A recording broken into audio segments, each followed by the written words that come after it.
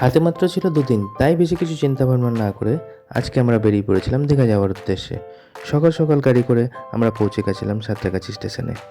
Station থেকে আজকে আমরা 02897 দীঘা স্পেশাল ধরে পৌঁছে যাব গন্তব্য স্টেশন দীঘা। ট্রেন থেকে নামার পর আমরা রওনা দিয়েছিলাম হোটেল যাওয়ার উদ্দেশ্যে।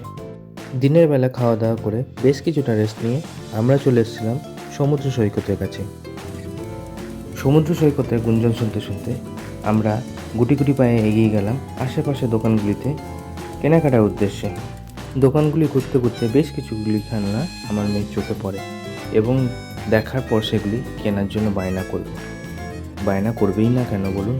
আসলে দোকানের জিনিসপত্রগুলো এত সুন্দরভাবে সাজানো, তার যা কারোর দেখেই পছন্দ হয়ে যেতে পারে। বেশ কিছুটা কেনাকাটার পর আমরা ফিরে আসি হোটেলে। দীঘা ট্রিপের আজকের প্রথম দিনটি এইখানেই শেষ করছি। দেখা হচ্ছে আরও কিছু ইন্টারেস্টিং ভিডিও নিয়ে পরবর্তী ভিডিওতে। ভিডিওটা ভালো লাগলে লাইক করবেন।